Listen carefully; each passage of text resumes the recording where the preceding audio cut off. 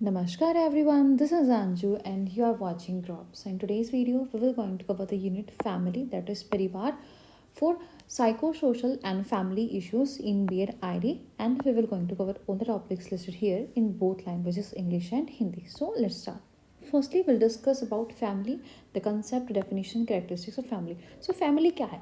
Is often seen as the first and most important social environment, providing a foundation for individuals' personal development and societal integration. Traditionally, a family may consist of parents and children, but today, the term is understood more inclusively, encompassing extended families, single-parent families, step families, and even chosen families. Family क्या है? Basically हमारा एक primary environment होता है, right, जहाँ पर हमारा birth होता है, हमारे आसपास जो लोग प्राइमरी प्रेजेंट रहते हैं, ठीक है, हमारा जो प्राइमरी सोशल एनवायरनमेंट है जो फाउंडेशन देता है, एक सपोर्ट हमें प्रोवाइड करता है. तो डेफिनेशन क्या होगा फैमिली की?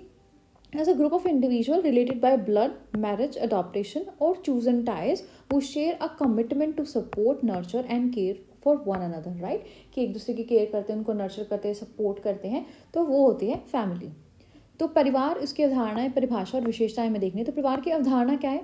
परिवार को अक्सर पहला और सबसे महत्वपूर्ण सामाजिक वातावरण माना जाता है, राइट, क्योंकि एक बर्थ के बाद एक बच्चे का जो पहला वातावरण वो उसका परिवार ही होता है, जो उसको नर्चर करता है, राइट, जो उसकी देखभाल करता है, ठीक है, जो व्यक्तियों को व्यक्तिगत विकास और सामाजिक एकीकरण के लिए एक आधार प्रदान करता है, राइट, कि आप यहाँ से बिलोंग करते हो. परंपरागत रूप से एक परिवार में जो है माता पिता और बच्चे शामिल हो सकते हैं, लेकिन आज अगर हम देखें तो ये काफ़ी जो है इसको एक्सप्लोर किया है कि काफ़ी अलग अलग टाइप की फैमिलीज है, जैसे विस्तृत परिवार है, एकल माता पिता परिवार है, सौतेले परिवार है, या हमने खुद चूज़ किया हुआ इस फैमिली को, तो ऐसे भी परिवार शामिल है. अगर परिवार की कोई परिभाषा देनी हो तो क्या होगा? ये परिवार रक्त, विवाह, गोद लेने या जब हम कोई संबंध चुनते हैं तो उनसे संबंधित व्यक्तियों का एक समूह है जिन्होंने डिसाइड किया है, तो जो एक दूसरे को समर्थन करेंगे, उनका पोषण और देखभाल करने की प्रतिबद्धता को यहाँ पर साझा करते हैं.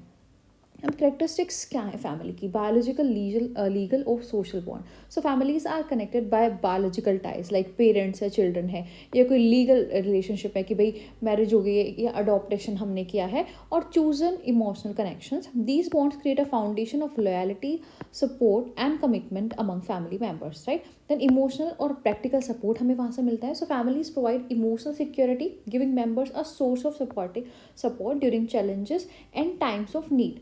So practical support can include financial assistance, care for young or elderly members, और daily help that creates a stable environment, right, कि भाई हमारे जो पेरेंट्स हैं हमारी फीस देते हैं, खाना पीना सब हमें प्रोवाइड करते हैं, तो वही है ना कि हमें नर्चर करे, सिक्योरिटी दे रहे हैं, फाइनेंशियल असिस्टेंस हमें प्रोवाइड कर रही हैं, इमोशनली हमें प्यार वो दे रहे हैं, तो वो होती है हमारी फैमिली.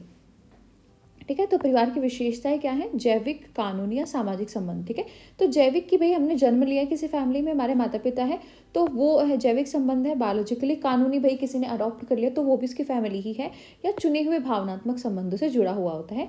ये बंधन परिवार के सदस्यों के बीच वफादारी, समर्थन और प्रतिबद्धता की एक नींव बनाते हैं. अब भावनात्मक और व्यवहारिक समर्थन क्या है? कि भाई जो भावनात्मक और व्यवहारिक समर्थन वो हमारी फैमिली में प्रोवाइड करती है. तो परिवार भावनात्मक सुरक्षा प्रदान करते हैं सदस्यों को. जब चुनौतियाँ आती है, जब ज़रूरत की समय आता है, तो उनको जो है सबसे पहला समर्थन या स्रोत हम बोल सकते हैं कि फैमिली ही देती है यहाँ पर. तो व्यवहारिक समर्थन में जैसे वित्तीय सहायता होगी, राइट, लाइक हम ही है, हमारे माता पिता ने हमारे सब किया, ठीक है, एजुकेशन दिलाई है, खाना पीना रहना, हमारे इमोशनल सपोर्ट, ठीक है, हमारे जो ज़रूरतें सब वो पूरा करते हैं, तो वो वित्तीय सहायताएं हैं. या हमारे जैसे दादा दादी हैं, तो एक टाइम पर जो है जो जैसे हमारे पेरेंट्स हैं वो कमाते हैं, तो वो हमारी हेल्प करते हैं, अपने माता पिता की केयर करते हैं. ठीक है, नेक्स्ट जब हमारी जनरेशन आएगी तब हम कमाएंगे तो हम अपने माता पिता की, अपने बच्चे की केयर करेंगे. तो ऐसे एक भावनात्मक और वित्तीय सहायता होती है. ठीक है, कि यहाँ पर जो बच्चे होते हैं और बुजुर्ग सदस्य हैं उनकी देखभाल की जाती है, और रोज़ाना मदद भी यहाँ पर शामिल होती है, जो कि एक स्थिर वातावरण बनाती है. नेक्स्ट है socialization and cultural transmission. So families are the first socializing agent, teaching norms, values, traditions and behaviors that help individuals function in broader society, right, कि जो हमारा बेसिक कल्चर होता है, आदतें होती हैं, ठीक है, सोशलाइजेशन होता है वो भी हमारा फैमिली से ही होता है. So through family individual learns cultural practices, language and social expectations, laying the ground work for social engagement, right. तो फैमिली से ही हम सीखते हैं कि भाई कौन से हमारे फेस्टिवल्स है, कैसे हमें बात करनी है, क्या सोशली हमसे एक्सपेक्ट किया जाता है. तो वो सारी फाउंडेशन जो है हमारी फैमिली ही हमें देती है. Then sense of identity and belonging. So families give individual a sense of who they are and where they come from. So this connection to family provides continuity and a shared history, right, कि भाई मैं कौन हूँ, किस family से belong करती हूँ, कहाँ से आ रहे हैं. So family traditions and shared experiences strengthen bonds and create a unique identity for each family member. तो सामाजिकरण और सांस्कृतिक संचरण हमारे परिवार से ही होता है. तो परिवार सामाजिकरण का पहला एजेंट होते हैं, राइट, कि पहला हमारा वातावरण सामाजिकरण जो हमारी फैमिली ही होती है, जो मानदंड, मूल्य, परंपराएं और व्यवहार हमें सिखाती है, राइट, कि भाई हमारी ये परंपराएं, हमारी फैमिली में तो ऐसे होता है, ठीक है, ये फेस्टिवल्स मनाए जाते हैं, ये मेरे से ऐसे एक्सपेक्ट कर रहे कि भाई मेरे को ऐसा व्यवहार करना है. तो वो हमारा सब फैमिली से ही आता है, जो व्यक्तियों को व्यापक समाज में कार्य करने में मदद करता है, राइट, कि समाज में कार्य करने के लिए हमारा परिवार ही हम बोल सकते हैं हमें जो है हेल्प करता है, सिखाता है. तो परिवार के माध्यम से व्यक्ति सांस्कृतिक प्रथाओं, भाषा और सामाजिक अपेक्षाओं को सीखते हैं और सामाजिक जुड़ाव के जो एक आधार है उनका वो तैयार हो जाता है. ठीक है, पहचान और जुड़ाव की भावना उनके अंदर आती है. तो परिवार व्यक्तियों को एक एहसास दिलाता है कि वे कौन है और वे कहाँ से आए, राइट. लाइक हम बोलते हैं ना कि भाई my name is this and I came from there. ठीक है, मेरी फैमिली ऐसी है, मेरे पेरेंट्स ये करते हैं, ठीक है, विलेज से हैं, सिटी से. तो एक आधार हमें प्रदान करती है कि हम कहाँ से हैं, हमारी हिस्ट्री क्या है. तो परिवार के साथ ये जुड़ाव है, निरंतरता और साझा इतिहास प्रदान करता है. परिवार की जो परंपराएं हैं वो साझा अनुभव बनाती है और बंधन हमारे मजबूत होते हैं और प्रत्येक परिवार के सदस्य के लिए एक अनूठी पहचान बनाते हैं, राइट. देन शेयर्ड रेजिडेंस होता है, हम एक साथ मिलकर रहते हैं. So family often share a house hold, दो इट्स नॉट यूनिवर्सल कि भाई पूरी फैमिली सब हाउस होल्ड शेयर करेंगे, बट मोस्टली इंडिया में तो यहाँ पर शेयर ही किया जाता है. Living together fosters closeness and provides a daily context for share responsibilities and care, right, कि सबकी रिस्पॉन्सिबिलिटीज होती हैं, वो आपस में शेयर करके जो है सारा काम किया जाता है, right. So even if members do not live together, they often maintain close ties, so frequent contact और shared activities, right. और अगर मान लो फैमिली मेम्बर्स रह नहीं रहे हैं साथ में, लाइक जैसे दादा ग्रैंड पेरेंट्स हैं, उनको गांव में रहना ज़्यादा अच्छा लगता है, और हमारे पेरेंट्स जो वर्किंग है, तो वो भी हमारा ऐसे रहता है कि भाई हर सैटरडे संडे या तो जो पेरेंट्स है वो गाँव में जाते हैं, या जो अपने ग्रैंड पेरेंट्स हैं तो उनको लेकर आते हैं. तो हमारा अगर साथ में भी नहीं रहते तब भी हमारी ना बहुत सारी शेयर्ड एक्टिविटीज़ रहती है, राइट, कि ये फेस्टिवल है तो भाई ये फेस्टिवल तो हमें अपने गांव में जाकर ही सेलिब्रेट करना है. तो ऐसे हम जो है रेजिडेंस है अपनी परंपराएं वो शेयर करते हैं. डायनामिक होती है, अडेप्टिव नेचर होता है. So families are not static, they evolve as members age. Relationship shift करता है, सोशल नॉर्म्स हमारी चेंज होती है. फॉर इंस्टेंस रोल्स में एडजस्ट एज चिल्ड्रन ग्रो और फैमिली मेंबर्स में take on caregiving roles as parents age. Family structures can adapt in response to broader societal changes like shifting gender roles or economic condition impacting family dynamic, right. तो ये सारी चीज़ों पर depend करता है. मान लो मैं बच्चा हूँ तो मतलब मेरी केयर कर रहे पेरेंट्स, लेकिन जब मैं बड़ी हो जाऊँगी तो मेरी रिस्पॉन्सिबिलिटी होगी कि मैं अपने जो है पेरेंट्स यहाँ पर मैं उनके केयर करूँ, राइट. इतना मतलब हमें इंडिपेंडेंट बनना होता है. ये सारी चीज़ें डिपेंड करती है कि भाई हमारी फैमिली कैसी है, हमारी फैमिली का फाइनेंशियल बैकग्राउंड कैसा है, क्या क्या कंडीशंस है, राइट. मॉडर्न फैमिली या बिल्कुल ट्रेडिशनल है कि भाई बिल्कुल जेंडर वाइज्ड है कि भाई इस जेंडर को यही काम करना है. तो वो सारा यहाँ पर अपनी फैमिली से हम चीज़ें सीखते हैं. तो साझा निवास होता है, तो परिवार अक्सर एक ही घर में रहते हैं. हालांकि ऐसा नहीं कि भाई बिल्कुल एक ही घर में रहेंगे तभी परिवार होगा, वो थोड़ा चेंज भी हो सकता है. तो साथ रहने से निकटता बढ़ती है और साझा जिम्मेदारियाँ होती है, राइट, कि भाई ये बच्चा ये काम करेगा, ठीक है, मम्मी ये काम करेगी, पापा ये काम करेंगे. तो सबका एक काम जो है डिवाइडेड होता है, ठीक है. ऐसे लड़ना नहीं पड़ता है कि भाई मैं ये कर रहा हूँ या ये कर रहा हूँ.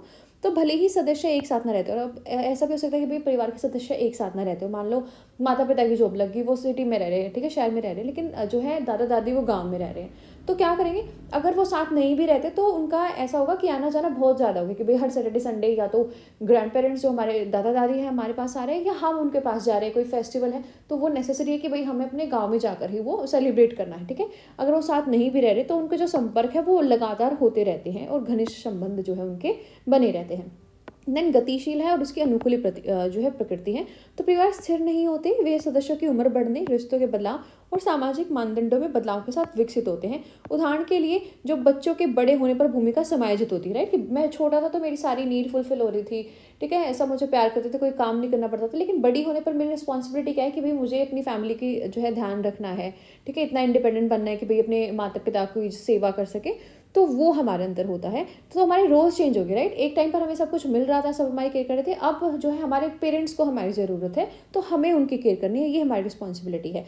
या माता पिता की बढ़ती उम्र के साथ, ठीक है, परिवार के सदस्य देखभाल करने वाली भूमिका जो है हमारी बन जाती हैं। तो परिवार की संरचना, व्यापक सामाजिक परिवर्तन, जैसे लिंग की भूमिका क्या है, आर्थिक स्थिति कैसे, तो इन सब में डिपेंड करेगा, राइट। कि भाई एक तो ऐसे बिल्कुल ही स्टीरियोटाइप फैमिली है कि भाई नहीं ऐसा लड़कियां करेंगी, ऐसा लड़के करेंगे, और एक बिल्कुल मॉडर्न फैमिली है कि भाई आप अपने चॉइस के अकॉर्डिंग काम कर सकते हो। तो वो सारी चीज़ें डिपेंड करेंगी, ठीक है, कि आपका रोल क्या होगा, कि आपसे क्या एक्सपेक्ट यहाँ पर किया जा रहा है, राइट।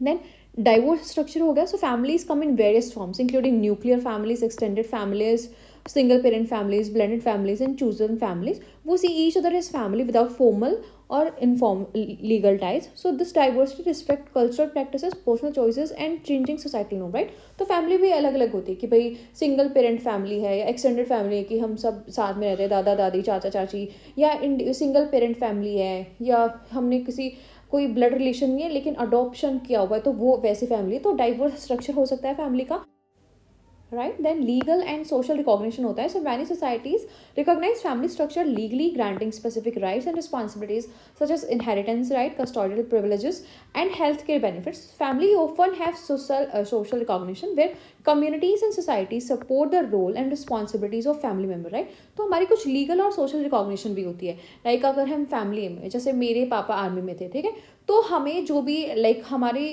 हेल्थ केयर बेनिफिट जो है आर्मी वाले वो हमें मिलते हैं। तो वो आर्मी में जॉब उन्होंने की, लेकिन वो जो है प्रिविलेजेस उनकी फैमिली को भी यहाँ पर मिल रही है, राइट। तो ऐसा लीगल और सोशल रिकॉग्निशन होता है। इनहेरिटेंस राइट होते हैं, लाइक भाई माता पिता की जो प्रॉपर्टी है वो बाद में जो है बच्चों के नाम हो जाएगी ऑटोमेटिकली, अगर उन्होंने किसी के नाम नहीं करी है। तो ये सारी जो है चीज़ें यहाँ पर होती है। तो विविध संरचनाएं होती है। परिवार विभिन्न रूपों में आते हैं, जिनमें एकल परिवार, विस्तृत परिवार, एकल माता पिता, ठीक है, बहुत सारे टाइप की जो है आप फैमिलीज होगी, ठीक है, कि भाई आप बिल्कुल अपने दादा दादी के साथ रह रहे हो, या आपके सिंगल पेरेंट है, ठीक है, या आपका अडोप्टेशन हुआ है। तो जो परिवार की संरचनाएं हैं वो यहाँ पर विविध है। और कानूनी और सामाजिक मान्यता भी यहाँ पर है। तो कई सामाजिक परिवार संरचनाओं को कानूनी रूप से मान्यता देते हैं, विशिष्ट अधिकार और जिम्मेदारियां प्रदान करते हैं, जैसे कि विरासत के अधिकार, संरक्षता के विशेष अधिकार और स्वास्थ्य देखभाल के लाभ। तो परिवारों को अक्सर सामाजिक मान्यता प्राप्त होती है, जहाँ समुदाय और समाज परिवार के सदस्यों की भूमिका और जिम्मेदारियों का समर्थन करते हैं, राइट। जैसे कि भाई मेरे पापा आर्मी में थे, तो जो भी स्वास्थ्य सेवाएं हैं उनकी जो देखभाल है, स्वास्थ्य देखभाल का लाभ हमें भी मिल रहा है। तो ये क्या है, एक कानूनी हम बोल सकते हैं कि राइट है कि भाई अगर हम जो है आर्मी पर्सन है उनकी फैमिली से बिलोंग करते हैं तो वो राइट्स हमें मिले हैं, राइट। जो विरासत का अधिकार है, मतलब माता पिता की जो भी हमारी प्रॉपर्टी है वो बच्चों के नाम होगी, ठीक है, ये हमें कुछ कानूनी मान्यता मिली हुई है, ठीक है। तो ये हमें अपनी फैमिली के अकॉर्डिंग ही यहाँ पर मिली हुई है। Then functions of the family, जो protection and care. So family provides physical safety and emotional nurturing, supports vulnerable members such as children and elderly, right। कि भाई जो भी बच्चे हैं या बूढ़े हैं उनको सपोर्ट करते हैं, उनकी केयर करते हैं, ये फंक्शन है फैमिली का, ठीक है। उनको प्रोटेक्शन प्रोवाइड करते हैं। एक टाइम के बाद जैसे हमारे माता पिता जो है अपने हमारे दादा दादी की केयर करते हैं, हमारी केयर करते हैं, फिर हम बड़े हो जाएंगे, फिर हम अपने दादा दादी की केयर करेंगे, हम अपने बच्चों की केयर करेंगे।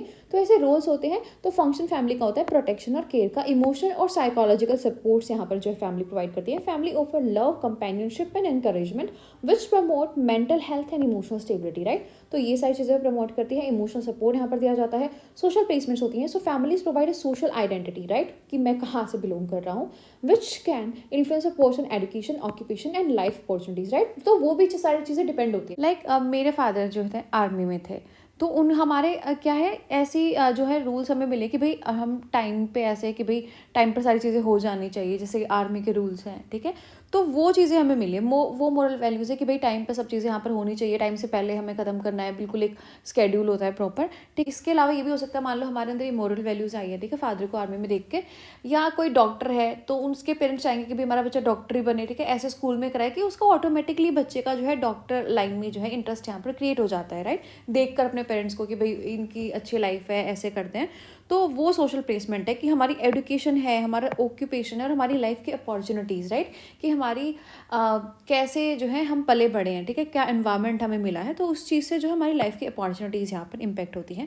देन रेगुलेशन ऑफ बिहेवियर, तो हमारा बिहेवियर भी वहाँ से आता है हमारी फैमिलीज में, राइट, कि जैसा स्टैंडर्ड जो जिस टाइप का हम बिहेवियर देखते हैं वो हमारे अंदर ऑटोमेटिकली आ जाता है। So family set standards of conduct and instil moral and ethical values guiding individuals behaviours to align with societal expectations, right, कि सोसाइटी आपसे क्या एक्सपेक्ट करती है, राइट। तो वो जो रेगुलेशन है बिहेवियर की, ठीक है। आपने देखा होगा कि जो बहुत सिंसियर फैमिलीज होती हैं कि भाई बिल्कुल आप करके हमेशा बात करते हैं, तो उनके बच्चे भी ऐसे होते हैं। आप दूसरी साइड देखोगे कि भाई फैमिली ऐसी है कि भाई वो अच्छे से बात नहीं करती, पेरेंट्स को आप कितने ही मतलब मॉडर्न स्कूल में भेज लो, तो वो जो है मोरल वैल्यूज बच्चे के अंदर नहीं आएंगे, क्योंकि वो अपने एनवायरनमेंट को देख कर यहाँ पर जो है चीज़ों को सीखता है, राइट। तो जो बिहेवियर होता है बच्चे का कि भाई किसी के परिवार में ज़्यादा मतलब एंग्री लोग रहते हैं, तो उसका बिहेवियर खुद ही यहाँ पर एंग्री हो जाएगा, क्योंकि वो फ्रस्ट्रेटेड हो जाता है चीज़ों को देख कर, राइट। तो वो जो बिहेवियर होता है हमारा, जो मोरल वैल्यूज़ हैं, एथिकल वैल्यूज़ है, राइट, कि भाई मेरे पापा ने आज से कभी जो है रिश्वत नहीं ली, सब अच्छे काम करते हैं, झूठ नहीं बोलते, तो वो सब जो मोरल वैल्यूज़ हैं हमारी, वो हम अपनी फैमिली से यहाँ पर सीखते हैं।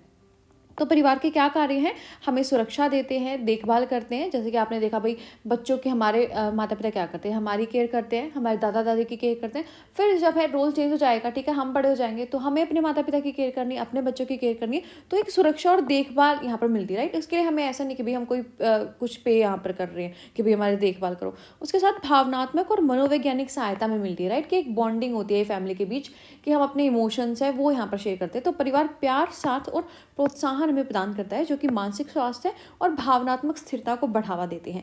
देन सामाजिक स्थान हमारा क्या होता है, वो एक परिवार यहाँ पर डिटरमाइन करता है, लाइक एक बेस हम बोल सकते हैं परिवार को, राइट। तो परिवार एक सामाजिक पहचान प्रदान करते हैं कि भाई हमारी जो किसी व्यक्ति की शिक्षा, व्यवसाय और जीवन का अवसर कैसे प्रभावित होगा, ठीक है, कि मेरा फैमिली का बैकग्राउंड क्या है। मान लो वहाँ पर सब इंजीनियर्स है, तो बच्चे का इंटरेस्ट यहाँ पर ज़्यादा हो सकता है कि भाई इंजीनियरिंग लाइन की वहाँ पर हो, ठीक है, इंजीनियरिंग लाइन में उसका इंटरेस्ट क्रिएट हो सकता है। या फैमिली की इकोनॉमिकल कंडीशन ऐसी है, या उनका ज़्यादा इंटरेस्ट है ही नहीं कि भाई एजुकेशन दिलानी या नहीं दिलानी, तो हो सकता है किसी बच्चे का एजुकेशन ना भी मिले यहाँ पर, राइट। तो वो सामाजिक स्थान जो हमारी फैमिली देती है, ठीक है, कि हमारा एनवायरनमेंट कैसा है, उन्होंने हमें क्या चीज़ें यहाँ पर सिखाई है। या किसी के फैमिली जो है काफ़ी मॉडर्न है, तो वो बच्चे को कहेगी भाई कि आपको आर्ट्स में भी बिल्कुल ऐसे करियर बनाना है, तो वो बहुत सपोर्टिव होती है। तो वो हमारा एक परिवार है, वो हमारी सामाजिक पहचान बनाता है कि भाई हमारी शिक्षा कैसी होगी, कैसा व्यवसाय हम चुनेंगे, और कैसे जीवन में हमें अवसर यहाँ पर मिलेंगे, ठीक है। देन व्यवहार का विनियमन, ठीक है, कि जो हमारे अंदर व्यवहार आता है तो वो भी हमारे परिवार से ही आता है। तो परिवार आचरण के मानक यहाँ पर निर्धारित करती है, और नैतिक मूल्य है, जो मोरल वैल्यूज़ है, वो हमारे अंदर स्थापित करते हैं। व्यक्तियों के व्यवहार को सामाजिक अपेक्षाओं के अनुरूप ढालते हैं, right,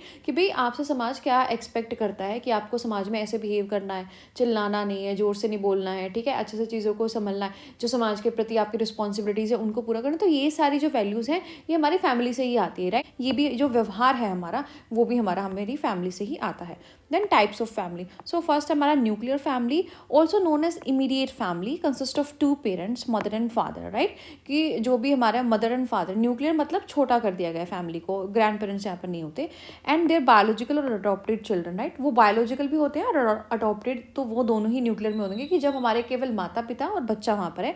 so it's typically a smaller family unit and is often centered around the relationship between parents and their children. The family members usually live in a single household, independent from extended relatives, right, कि जो भी हमारे extended family है, दादा दादी है, चाचा चाची हैं, तो उनसे अलग रहते हैं। एडवांटेजेस यहाँ पर क्या मिलती है, provide focus, support and attention to children, right, कि यहाँ पर हमारे पास ज़्यादा रिस्पॉन्सिबिलिटीज़ नहीं है कि भाई मुझे चाचा चाची को देखना है, दादा दादी की हेल्प करनी, तो एक अटेंशन का जो है सोर्स यहाँ पर बच्चा ही रह जाता है, कि भाई बच्चे को हम पूरी अटेंशन यहाँ पर दे पाते हैं। Promotes a strong bond among parents and children as they spend a lot of time together, right. और बच्चा क्या है, अब बच्चे के पास जब माता पिता ही है तो उनके साथ ही टाइम स्पेंड करेगा, तो उनका बॉन्ड ज़्यादा स्ट्रॉन्ग होगा। लेकिन इसके डिसएडवांटेजेस क्या हैं, can be isolated from extended family support, right, कि भाई जो एक्सटेंडेड फैमिलीज में हमें सपोर्ट मिलता था, जो एक अच्छा एनवायरनमेंट मिलता था, अब वहाँ पर वो नहीं हमें मिलेगा, ठीक है। potentially placing stress on parents to fulfill all family roles without additional help, right, कि कोई additional help यहाँ पर हमें नहीं मिलेगी, जैसे हमें extended families में मिल जाती है कि भाई आज मेरा मन नहीं है तो कोई दूसरा बंदा जो है उस बच्चे के लिए काम कर सकता है, उसकी हेल्प करा सकता है, राइट। तो वो चीज़ें यहाँ पर जो है उसकी डिसएडवांटेजेस हैं, कि वो बेनिफिट्स यहाँ पर हमें नहीं मिलेंगे। तो परिवार के प्रकार क्या है, एक तो एकल परिवार जिसमें माता पिता और बच्चा रहता है, ठीक है, वो बच्चा अडॉप्टेड भी हो सकता है और वो बच्चा उनका बायोलॉजिकल भी हो सकता है, ठीक है। तो इसके लाभ क्या है, बच्चों को केंद्रित सहायता मिलती है, क्योंकि जो है इंसान ही तीन है, तो एक बच्चा है तो वही उनका केंद्र होता है कि भाई इसको पढ़ाना है, इसको खिलाना है, तो बच्चा उनके केंद्र होता है। और माता पिता और बच्चों के बीच मजबूत संबंध होता है, क्योंकि वही 3 मेंबर्स है तो हमेशा साथ रहते हैं, ठीक है। अब इसका नुकसान क्या है कि भाई जो हमारा विस्तृत परिवार था, लाइक दादा दादी, चाचा चाची, तो उनको जब अलग थलग कर दिया तो उसका जो समर्थन है कि भाई दादा दादी बच्चे की हेल्प करते हैं, उनसे कुछ सीखता है बच्चा, चाचा चाची से सीखता है, ठीक है, अपनी एक्सटेंडेड फैमिली से, तो वो नहीं सीख पाता।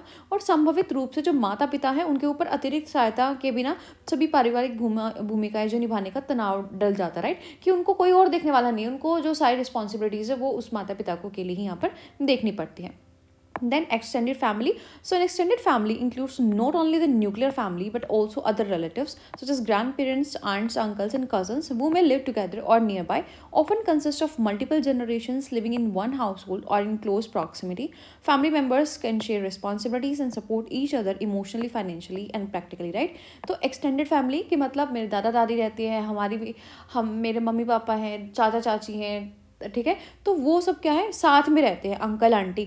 तो ये होती है हमारी एक्सटेंडेड फैमिली, राइट, कि हमारे जो पेरेंट्स हैं उनके भाई बहन हैं वो साथ में रहते हैं, हमारे दादा दादी वो साथ में रहते हैं। इसकी एडवांटेजेस क्या है कि भाई एक अच्छा सपोर्ट नेटवर्क हमें मिल जाता है शेयरिंग के लिए, केयर गिविंग अच्छी हो जाती है, फाइनेंशियल रिस्पॉन्सिबिलिटीज है तब वो दो इंसानों की बजाय वो 4-5 इंसानों में डिवाइड हो रही है, ठीक है, तो वो एडवांटेज यहाँ पर हो जाती है। And offer childrens more role models and opportunities to learn from various perspective, right, और बच्चे के पास भी यहाँ पर अपॉर्चुनिटीज़ होती है कि भाई कोई चीज़ें वो दादा दादी से सीख सकता है, कोई चाचा चाची से, ठीक है, और ज़्यादा रोल मॉडल्स जो यहाँ पर बच्चे को मिलते हैं। अब इसके डिसएडवांटेजेस क्या है, may experience conflicts due to differing opinions और traditions among family member, right, कि यहाँ पर कॉन्फ्लिक्ट्स हो सकते हैं कि भाई एक फैमिली मेम्बर है उसका जो है कुछ पर्सपेक्टिव अलग है और दूसरा फैमिली मेम्बर उसका पर्सपेक्टिव अलग है, ठीक है, तो यहाँ पर कॉन्फ्लिक्ट्स होने के चांसेस है। एंड स्पेस एंड रिसोर्सेज में be limited in household with many members, right, कि जो स्पेस है या जो भी रिसोर्सेज है वो बहुत लिमिटेड हो सकते हैं। मान लो यहाँ पर कंप्यूटर तो है लेकिन यहाँ पर एक्सटेंडेड फैमिली है तो 4 बच्चे हैं, ठीक है, तो उनको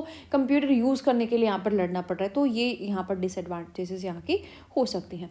तो नेक्स्ट है हमारी विस्तरित परिवार। विस्तरित मतलब जहाँ पर माता पिता, दादा दादी, चाचा चाची, ठीक है, तो ये सब यहाँ पर रहते हैं, ठीक है। इसका लाभ क्या होगा कि भाई देखभाल और जो वित्तीय जिम्मेदारी वो साझा करके, ठीक है, यहाँ पर निभाई जाती है कि भाई माता पिता नहीं है तो चाचा चाची ने देखभाल कर दी, दादा दादी ने कर दी, राइट, जो फाइनेंशियली सपोर्ट करे परिवार को, तो वो 2 की जगह अब 4-5 लोग मिलकर कर रहे हैं, ठीक है, तो वो जिम्मेदारी यहाँ पर बट जाती है। और बच्चों को विभिन्न दृष्टिकोण से सीखने के लिए यहाँ पर स्रोत मिलता है कि वो दादा दादी से कुछ चीज़ें सीख सकते हैं, कोई चीज़ वो अपने ताऊ जी से, चाचा से, ठीक है, चाची से, इन सब से सीख सकते हैं, तो ये सारी चीज़ें उन्हें मिलती है। लेकिन इसका नुकसान क्या है कि भाई जो इतने सारे परिवार में लोग हैं तो ऑब्वियसली उनकी जो थिंकिंग यहाँ पर कभी ना कभी तो डिफरेंट होगी, ठीक है, तो उनके बीच में लड़ाई झगड़े यहाँ पर हो सकते हैं, राइट, कि भाई उसको अपना पर्सपेक्टिव यहाँ पर ठीक बोलेगा और दूसरा बंदा अपना पर्सपेक्टिव ठीक बोलेगा, ठीक है, तो इनके कारण जो है संघर्ष का अनुभव हो सकता है। और कई बार जो है सदस्यों में जब बहुत ज़्यादा सदस्य एक जगह रहते हैं तो जो भी संसाधन है, संसाधन तो है लेकिन वो लिमिटेड हो जाते हैं। मान लो अब कंप्यूटर है घर में, राइट, लेकिन बच्चे 4-5, ठीक है, स्कूल में जाने वाले,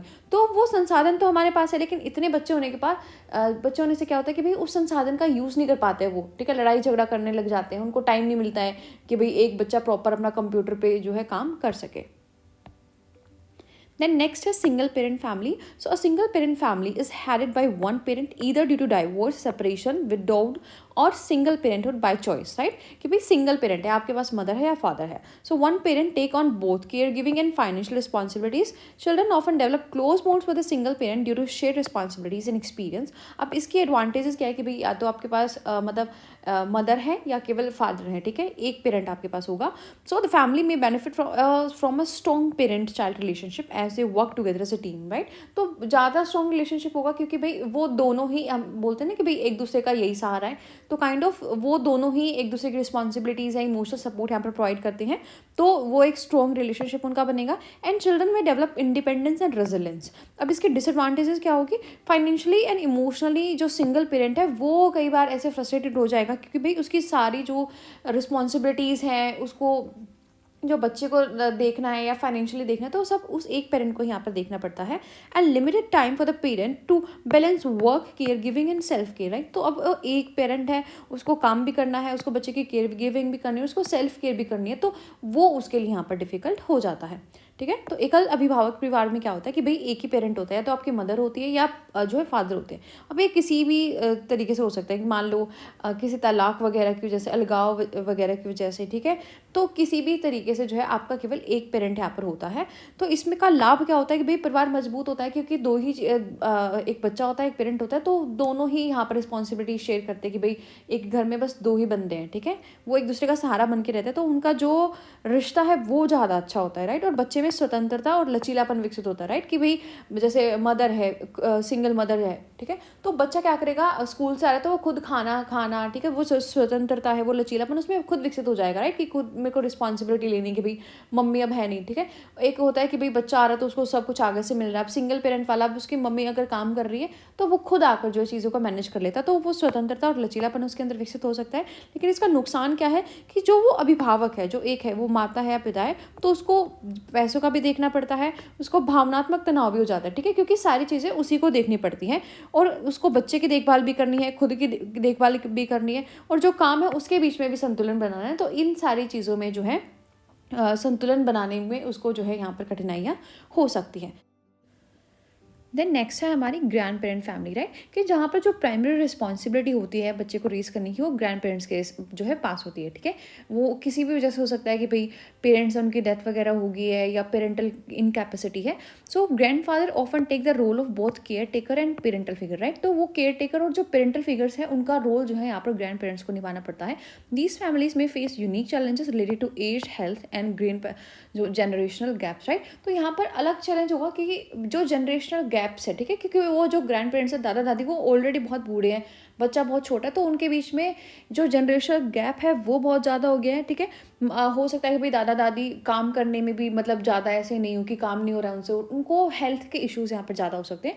तो इसकी एडवांटेजेस क्या है कि भाई उनको जितनी उनकी एज है तो उसकी जो विस्डम है, दादा दादी की स्टेबिलिटी है, एक्सपीरियंसेस है, तो उनका बेनिफिट यहाँ पर बच्चे को मिलता है। And maintains family continuity and a sense of connection with previous generation, right. और एक उनको कनेक्टिविटी रहती है बच्चे को कि मेरी प्रीवियस जनरेशन है, मेरे दादा दादी है, ठीक है।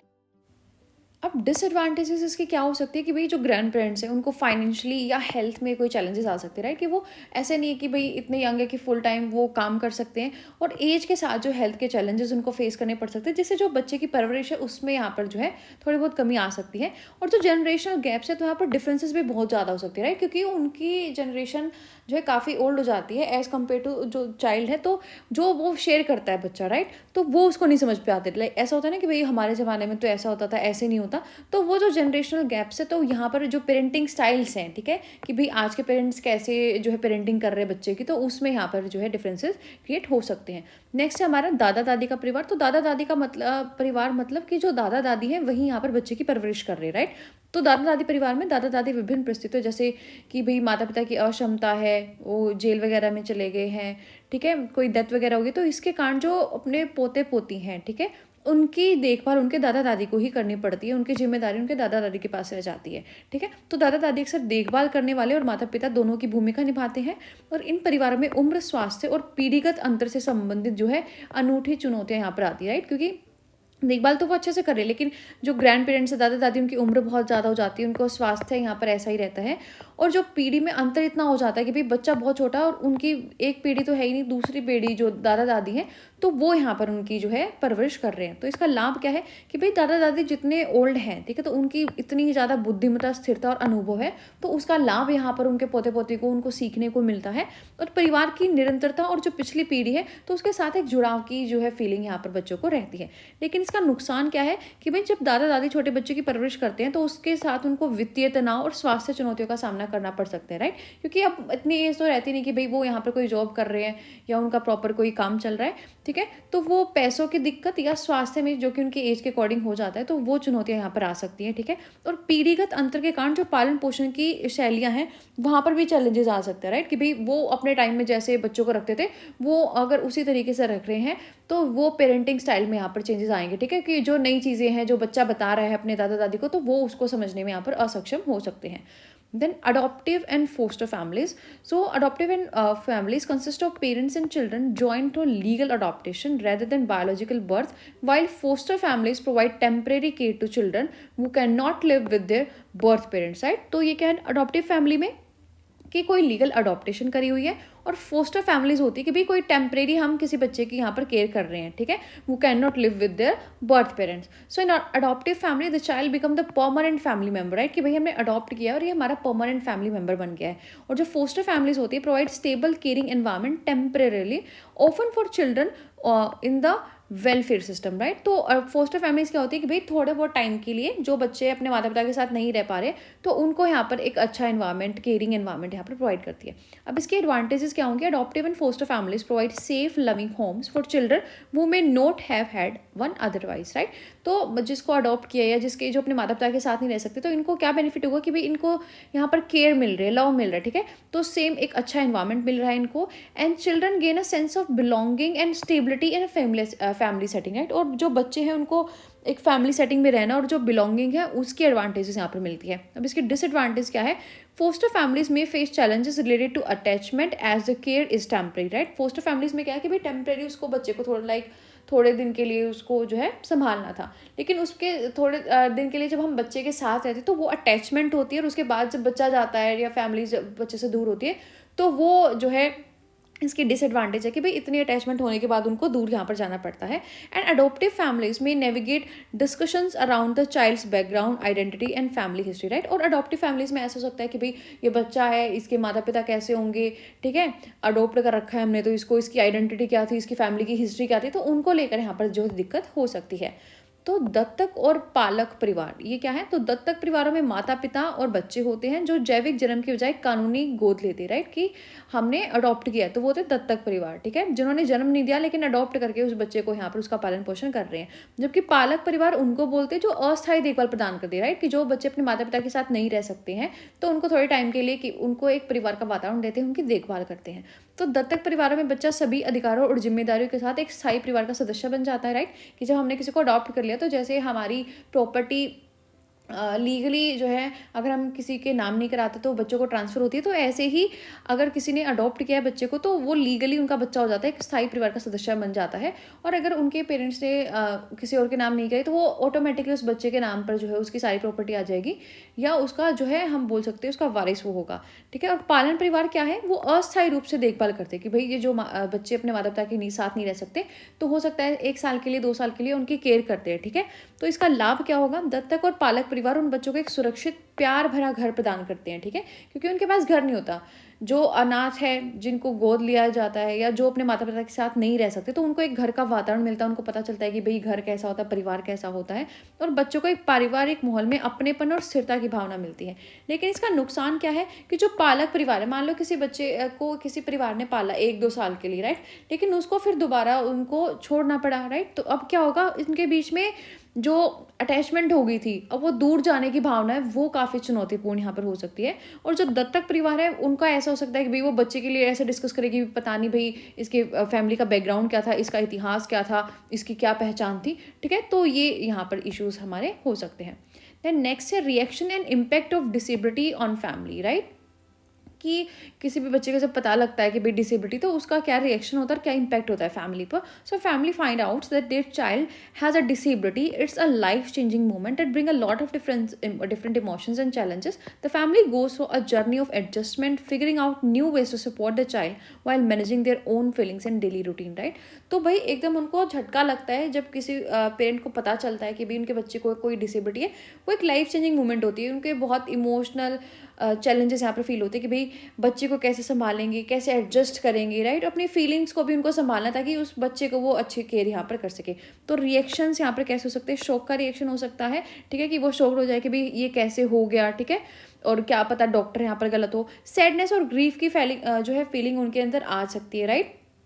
So parents often feel sense of loss for the future they had imagine for their child, right, कि जैसे होते ही बच्चे के होते ही पेरेंट ऐसे लगते हैं भाई पेरेंट्स ऐसे ड्रीम बनाते हैं लाइक हमारा बेटा इंजीनियर बनेगा, डॉक्टर बनेगा, तो उनको लगता है कि भाई एक ही अगर इसको तो डिसेबिलिटी है तो नहीं कर पाएगा, तो वो ड्रीम्स उनके स्कैटर हो जाते हैं. तो सैडनेस और ग्रीफ की फीलिंग यहाँ पर आ सकती है, right. And then guilt and self blame, ठीक है, और उनको गिल्ट और सेल्फ ब्लेम भी हो सकता है कि भाई कोई हमारी मिस्टेक होगी जिससे इस बच्चे को डिसेबिलिटी है, ठीक है, जो कि ऑलमोस्ट नेवर ट्रू, ठीक है, स्टिल. लेकिन यहाँ पर जो फर्स्ट रिएक्शन होगा तो उनमें पेरेंट्स को ऐसा लग सकता है कि भाई हमारे ही यहाँ पर गिल्टी है, ठीक है, फ्रस्ट्रेटेड वो यहाँ पर हो सकते हैं. तो विकलांगता का परिवार पर क्या प्रभाव है, उनकी क्या प्रतिक्रिया हो सकती है। तो जब भी किसी परिवार को पता चलता है कि उनके बच्चे में विकलांगता है, तो वो उनका जीवन वहाँ पर बदल जाता है। वो अलग अलग भावना और चुनौतियों को लेकर आता है, ठीक है। परिवार समायोजन की यात्रा से गुजरता है और अपनी भावनाओं और दैनिक दिनचर्या को प्रबंधित करते हुए बच्चे को समर्थन करने के लिए नए तरीके खोजता है, राइट। और जब किसी को पता चलता है कि भाई उनके बच्चे को विकलांगता है, तो वो बहुत आश्चर्य से हो सकते हैं, ठीक है, कि भाई ऐसा नहीं हो सकता, क्या पता डॉक्टर ही गलत हो, ऐसा होगा नहीं, ठीक है। तो आश्चर्य उनको हो सकता है, दुख और शोक उनको हो सकता है, ठीक है। खासकर क्योंकि बच्चे के होने से पहले होते ही बच्चे के जो पेरेंट्स हैं वो ड्रीम्स बनाने लग जाते हैं कि भाई हमारा बच्चा ऐसा करेगा, ये करेगा, वो करेगा। लेकिन जब उनको पता चल जाता है कि विकलांगता है, तो उनको काफ़ी दुख और शोक होता है कि भाई अब मतलब बच्चे का जीवन कैसे जाएगा, पूरे जीवन इसको तो कोई देखभाल करने वाला साथ में चाहिए, ऐसे। और अपराध बोध और आत्मदोष भी उनको हो सकता है कि उनको लगता है कि भाई हमारी कोई गलती होगी जिसकी वजह से जो है बच्चा विकलांग है। देन इम्पैक्ट क्या होगा उनकी जो फैमिली रिलेशनशिप्स हैं। सो फॉर पेरेंट्स में फील एक्स्ट्रा स्ट्रेस एंड और even burnt out from taking on extra caregiving duties. They may struggle with feelings of isolation or anxiety, but can also grow more resilient and adaptable over time, right? तो parents के साथ ऐसा हो सकता है, मान लो कोई इंटेलेक्चुअली डिसेबल्ड चाइल्ड है, तो उसके साथ उनको हमेशा रहना पड़ेगा। उसको ऐसे नहीं हम नॉर्मल चाइल्ड की तरह ट्रीट कर सकते कि भाई बच्चे को स्कूल में भेजकर पेरेंट्स अपना एंजॉय करें, तो वो क्वालिटी टाइम यहाँ पर जो है डिस्टर्ब हो जाता है। तो उनको यहाँ पर ज़्यादा स्ट्रेस फील हो सकता है पेरेंट्स को, राइट। और for siblings, brothers and sisters may feel proud of their sibling but might also left out of jealousy if the sibling with a disability gets more attention, right. तो sibling को हो सकता है कि भाई दो बच्चे हैं, एक नॉर्मल है और एक डिसेबिलिटी वाला है, तो डिसेबिलिटी वाले की और ऑब्वियसली जो है माता पिता को केयर ज़्यादा करनी पड़ेगी।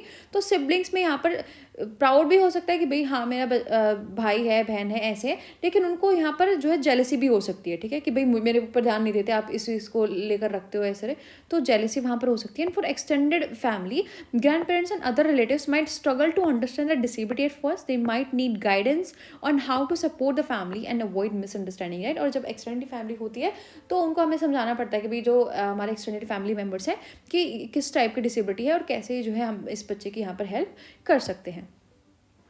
अंडरस्टैंड। सो परिवार रिश्तों में क्या प्रभाव पड़ता है। तो माता पिता के लिए उनको काफ़ी अतिरिक्त देखभाल करनी पड़ती है, उनके जो कर्तव्य हैं वो काफ़ी ज़्यादा बढ़ जाते हैं। क्योंकि मान लो कोई बच्चा दिमागी रूप से असक्षम है, तो उसके साथ उनको हमेशा रहना पड़ेगा। ऐसे उनको नॉर्मल चाइल्ड की तरह हम ट्रीट नहीं कर सकते कि भाई खुद से खाना खाने लग जाएगा, या स्कूल में जा रहा है तो पेरेंट्स अपना फ्रीली काम कर सकते हैं, तो वो जिम्मेदारी उनकी बढ़ जाती है। और भाई बहनों के लिए क्या होगा कि वो उसको प्यार भी करेंगे, लेकिन साथ साथ उनको जेलसी भी हो सकती है, ठीक है, कि भाई मेरे ध्यान नहीं देते, मेरे माता पिता तो इसी के पीछे घूमते रहे, तो ऐसा हो सकता है। और जो हमारा विस्तृत परिवार है, लाइक दादा दादी हैं, चाचा चाची, तो उनको हमें समझाना पड़ेगा, ठीक है, कि भाई किस प्रकार की विकलांगता है, कैसे हम इस बच्चे की हेल्प यहाँ पर कर सकते हैं।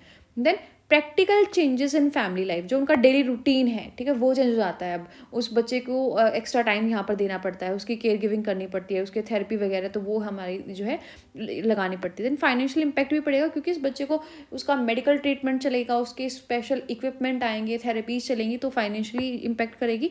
सोशल लाइफ और जो कम्युनिटी है तो वो यहाँ पर जो है तो डिफ़िकल्ट हो जाएगी। क्योंकि एक तो था कि भाई बच्चे नॉर्मल हैं, उनके साथ ठीक है ज़्यादा केयर नहीं करनी पड़ रही है, स्कूल में जा रहे हैं बच्चे, हम फैमिली फंक्शन अटेंड कर पा रहे हैं, बच्चों को लेकर हम फैमिली फंक्शन अटेंड कर पा रहे हैं। लेकिन कोई डिसेबिलिटी वाला बच्चा, तो उसको बिल्कुल 24/7 हमें केयर करनी पड़ेगी, उसको अपने साथ रखना पड़ेगा, ठीक है। तो कोई भी सोशल इवेंट ज्वाइन करने में यहाँ पर डिफिकल्टी हो सकती है।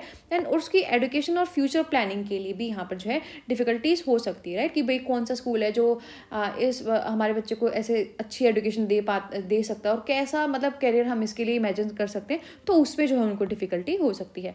तो पारिवारिक जीवन में क्या व्यवहारिक परिवर्तन आता है कि जो उनकी एक तो दिनचर्या दैनिक वो जो है बदल जाती है, क्योंकि उनके एक्स्ट्रा रोल यहाँ पर होगी, उस बच्चे की थेरेपीज लगानी है, उस बच्चे की अलग से केयर करनी है, ठीक है, उसको डॉक्टर के पास लेके जाना है, तो ये सारे काम हो जाते हैं। उनका वित्तीय प्रभाव भी पड़ता है, क्योंकि भाई उसका जो है मेडिकली जो चिकित्सा उपचार चलता है उसके लिए विशेष उपकरण आते हैं, ठीक है, जो भी थेरेपी दिलाई जाती है उनके लिए पैसे लगते हैं, तो वित्तीय प्रभाव भी पड़ेगा। सामाजिक जीवन और समुदाय वो भी चेंज हो जाएगा, राइट, क्योंकि जो डिसेबिलिटी वाला बच्चा है तो उसकी हमें केयर करती रहनी पड़ेगी, तो हमारे लिए मुश्किल हो जाएगा कि भाई ऐसा नहीं है कि हमारा जब मन किया कहीं पर भी हम जा सकते हैं, क्योंकि हमें उस बच्चे का ध्यान रखना है, उसको हमेशा अपने साथ रखना पड़ता है। और शिक्षा और भविष्य की योजना कि भाई इस बच्चे को कैसे शिक्षा दिला सकते हैं, ठीक है, और कैसी एजुकेशन दिलाएं कि भाई ये बच्चा इंडिपेंडेंटली अपने लाइफ में आगे सर्वाइव कर सके, तो वो योजना बनाना यहाँ पर डिफिकल्ट हो जाता है। देन नेक्स्ट है need of family and counselling, ठीक है, कि भाई यहाँ पर जब फैमिली को पता चलता है कि भाई उसके उनके बच्चे को डिसेबिलिटी, तो काफ़ी सारे चेंजेस वहाँ पर होते हैं, तो उनको यहाँ पर काउंसलिंग उनके लिए मैंडेटरी हो जाती है, ताकि उनको एक इमोशनल सपोर्ट दे सके, गाइडेंस हम दे सके, ठीक है, टूल्स यहाँ पर प्रोवाइड कर सके एडजस्टमेंट के लिए, ताकि वो कॉप कर सके, ग्रो कर सके और क्रिएट कर सके उस बच्चे के लिए भी एक सपोर्टिव एनवायरनमेंट, ठीक है। So emotional support and coping strategies हमें उनको देनी पड़ेगी। फैमिली मेंबर्स में experience a range of emotions like shock, sadness, anger, guilt and eventually acceptance. So without support जो उनके इमोशंस होते हैं वो काफ़ी ज़्यादा यहाँ पर बढ़ सकते हैं, उनको स्ट्रेस काफ़ी हो सकता है। So counselling can provide a safe space for family members to process these emotion, right. तो जब उनकी काउंसलिंग होगी तो वो जो इमोशंस हैं उनको थोड़ा अच्छे तरीके से प्रोसेस कर पाएंगे। And therapist can help families work through feeling of guilt and grief and reframe challenges to focus on strength and resilience, right, कि भाई आप इन चीज़ों को छोड़कर जो बच्चे की जो स्ट्रेंथ है, ठीक है, उन पर यहाँ पर काम कर सकते हो। तो वो चीज़ें हम बच्चों को, पेरेंट्स को यहाँ पर काउंसलिंग के जरिए सिखा सकते हैं, ठीक है। तो परिवार की ज़रूरतें और परामर्श, राइट, कि जब भी बच्चे जो किसी परिवार को पता चल जाता है कि भाई उनका बच्चा विकलांग है, तो उनको परामर्श यहाँ पर उनके लिए काफ़ी ज़रूरी हो जाता है, ठीक है, ताकि हम उनकी मदद कर सकें, उनको जो ज़रूरतें हैं उनको संबोधित कर सके, ठीक है, कि भाई आप इस तरीके से इस बच्चे की है जो आपकी ज़रूरत है उसको पूरा कर सकते हो, ठीक है, ऐसे इसकी हेल्प कर सकते हैं, उनका मार्गदर्शन करें, उनका भावनात्मक समर्थन हम कर सकते हैं परामर्श के जरिए, ठीक है। तो भावनात्मक समर्थन और सामना करने की रणनीतियाँ हमें उनको बतानी पड़ती है, ठीक है, क्योंकि जब भी माता पिता को पता चलता है बच्चे की विकलांगता के बारे में, तो उनको सदमा, उदासी, गुस्सा, अपराधबोध, ठीक है, तो बहुत सारी फीलिंग्स उनके अंदर आती है, ठीक है, तो वो उनके अंदर तनाव और बिल्कुल एक जलन पैदा कर देती है। तो जब हम उनको परामर्श देंगे, अच्छे तरीके से समझाएंगे, तो वो इन भावनाओं को संशोधित अच्छे तरीके से कर पाएंगे और उस चीज़ का सामना यहाँ पर अच्छे तरीके से कर पाएंगे, ठीक है, कि कैसे उस बच्चे की उनको हेल्प यहाँ पर करनी है और वो जो चुनौतियाँ हैं उनका सामना यहाँ पर करना है। Information and understanding about disability, right, तो जब हम उनको काउंसलिंग करेंगे तो जो डिसेबिलिटी है उसकी इन्फॉर्मेशन यहाँ पर हम उसको दे पाएंगे, राइट, कि भाई किस प्रकार की कैसे आप जो चैलेंजेस हैं इनको ठीक कर सकते हो। कोई भी क्वेश्चन उनका है, ठीक है, कि मेडिकल या एजुकेशनल सिस्टम वो उनको चाहिए है, तो वो सारी चीज़ें हैं वो हम काउंसलिंग के जरिए यहाँ पर ठीक कर सकते हैं। तो जो उनकी एनजाइटी है उसको कम करेंगे, और जो फैमिलीज़ है उनको अपने चाइल्ड को कैसी एजुकेशन देनी है, क्या थेरेपीज़ लगानी है, तो वो सारी चीज़ें हम प्रोवाइड कर सकते हैं। Then practical skills and parenting strategies, right, तो काउंसलिंग के जरिए हम वो बता सकते हैं कि भाई आपको, ठीक है, क्या क्या चैलेंजेस आएंगे और आपको कैसे उनको टैकल करना है, किस तरीके से आप जो है बच्चे की हेल्प कर सकते हो, ठीक है। थेरेपी के लिए रिकमेंडेशन हम दे सकते हैं कि भाई बच्चे को इस थेरेपी से यहाँ पर जो है पॉजिटिव इम्पैक्ट हो सकता है, कि कैसे बिहेवियर मैनेजमेंट कराना है या कम्युनिकेशन मेथड्स बच्चे को सिखाना है। तो वो एक बच्चे यहाँ पर जो है फैमिली की हेल्प करते हैं कि कैसे वो अपने बच्चे की डेवलपमेंट अच्छे तरीके से करा सकते हैं, तो वो भी हम काउंसलिंग के जरिए कर सकते हैं।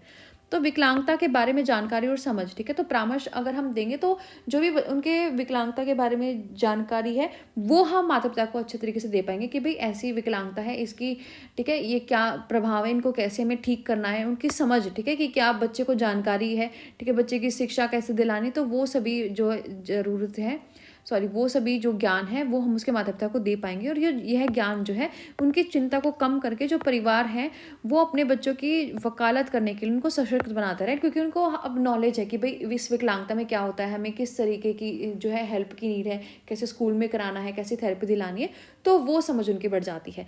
देन व्यवहारिक कौशल और पेरेंटिंग रणनीतियाँ, राइट, कि कैसे जो है आपको इस बच्चे की पेरेंटिंग करनी है, ठीक है, कैसे इसको आपको पालना है, तो वो जो दिनचर्या है वो हम यहाँ पर जो है परामर्श के थ्रू उनको बता सकते हैं।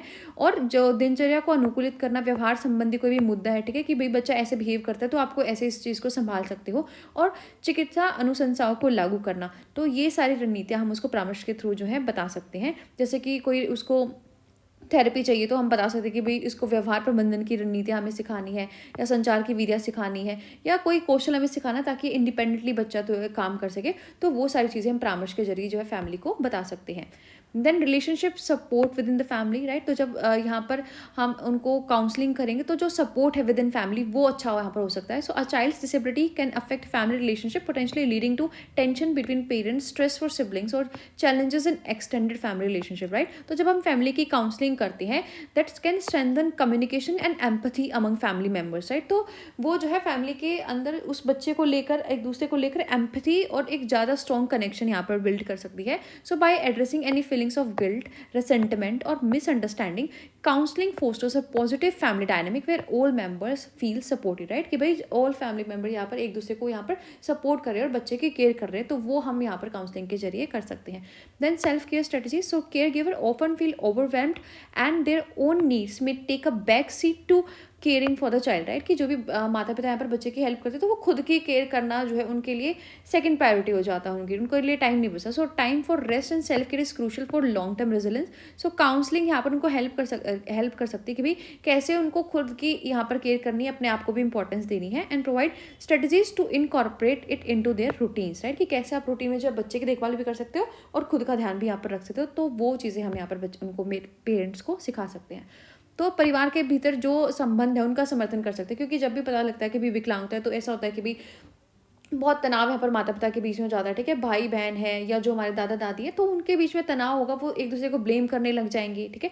तो जब हम जो यहाँ पर परामर्श फैमिली को देते हैं तो उनके बीच जो ऐसे रहता है ना कि भाई कोई आक्रोश है या कोई गलत फहमी है उसको लेकर, डिसेबिलिटी को लेकर, ठीक है, तो वो सारी दूर हो जाएंगी। तो परिवार के लोग यहाँ पर एक दूसरे का समर्थन करेंगे और अच्छे तरीके से उस बच्चे की परवरिश यहाँ पर विकलांग बच्चे की हो सकती है।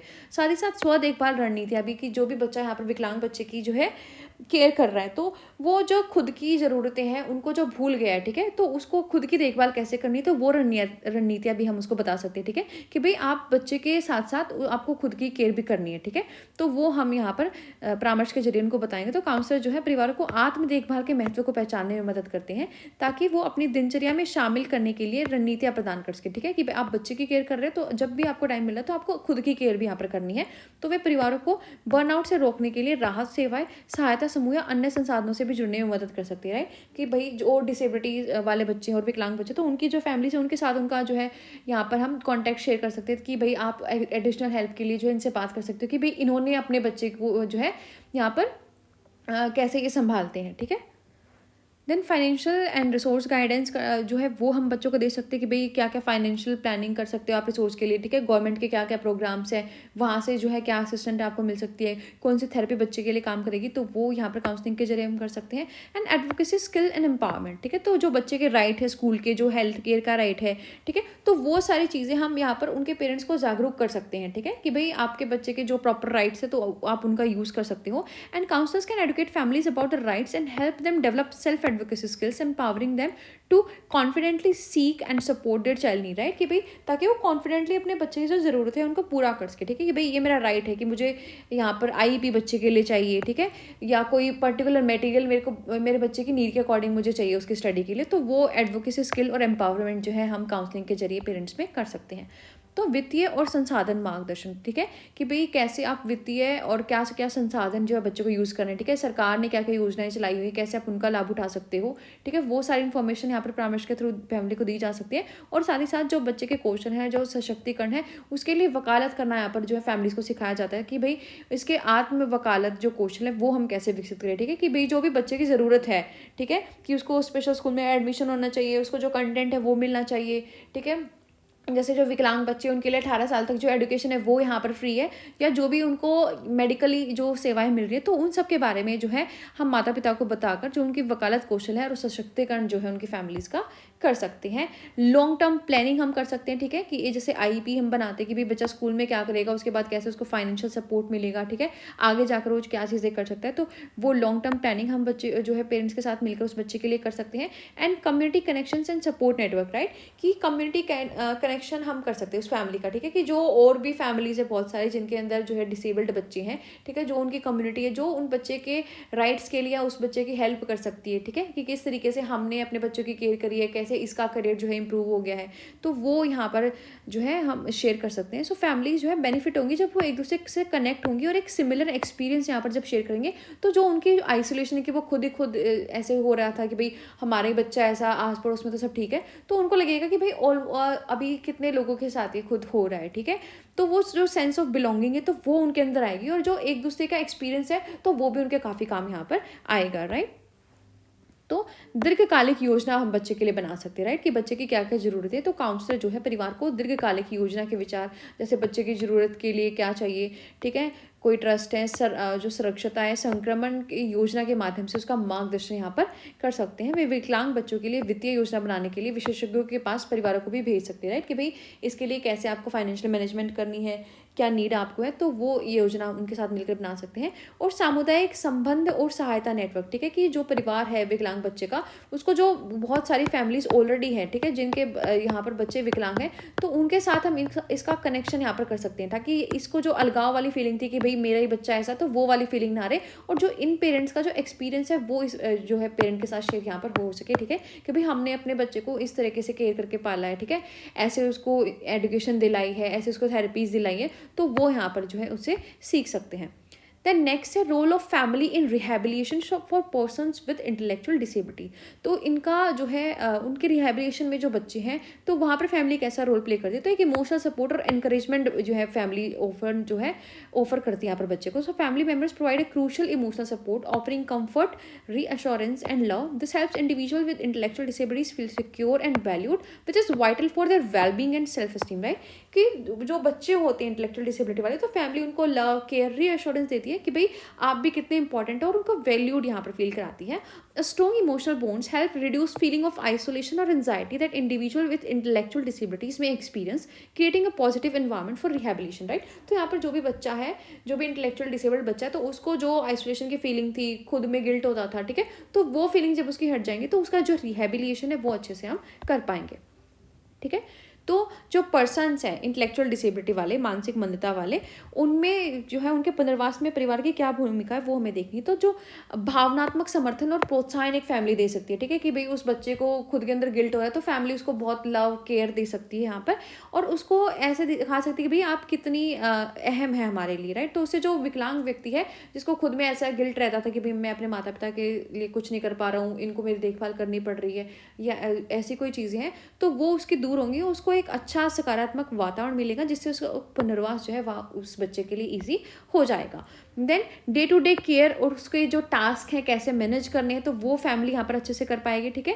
So families are typically responsible for managing day to day care, including assisting with personal care like feeding करना, ड्रेसिंग करना बच्चे को, उसकी जो बेसिक नीड तो वो फैमिली यहाँ पर पूरा करती है। They also help with medication management, transportation and attending therapy session, right, कि भाई बच्चे को थेरेपी दिलानी है, उसको मेडिसिन कब देनी है, ट्रांसपोर्टेशन, तो सब में जो प्राइमरी रोल यहाँ पर फैमिली का ही होता है। So providing consistent hand on care ensures that individual with intellectual disabilities receives the necessary support to function daily and maintain their physical and mental health, right। तो यहाँ पर जब फैमिली उसकी इतनी केयर कर रही है, तो यहाँ पर उस इंडिविजुअल को हेल्प मिलेगी कि वो जो डेली फंक्शनिंग है वो यहाँ पर अच्छे से हो पाएगी, और उसकी जो फिजिकल और मेंटल हेल्थ यहाँ पर स्टेबल रहेगी।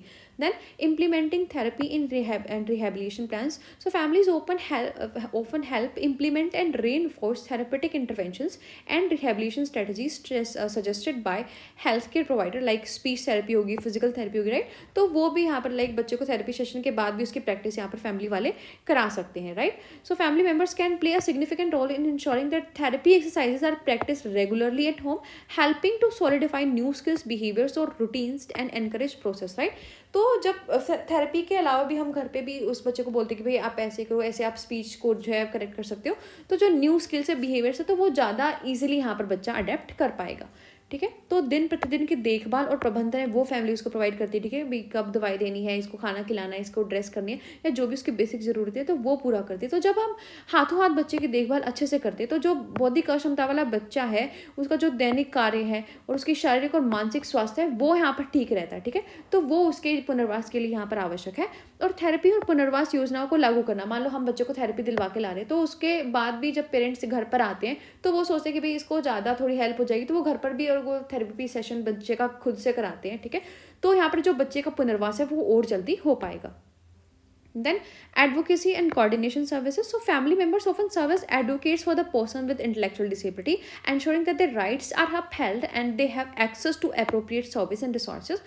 This includes navigating healthcare, education, legal and social systems to secure the best care and opportunities, right। तो एक लीगल एडवोकेट की तरह भी वो जो है फैमिली मेम्बर उस बच्चे के लिए काम करती है, कि भाई ये इसका राइट है, ये एजुकेशन हमें इसको दिलानी है, ठीक है, ये हेल्थ केयर इसको मिलनी चाहिए। So by advocating for the individual, family members can ensure that they have access to the necessary rehabilitation program, medical treatment and community service that are crucial for the development and integration into society, right। तो यहाँ पर वो जब उसको advocate करते हैं उस बच्चे के राइट्स को, तो वो वो इंश्योर करते हैं कि भाई इस बच्चे को जो सारी बेसिक नीड्स है, रिहेबिलिटेशन प्रोग्राम है, वो अच्छे से इसको जो है मिलने चाहिए.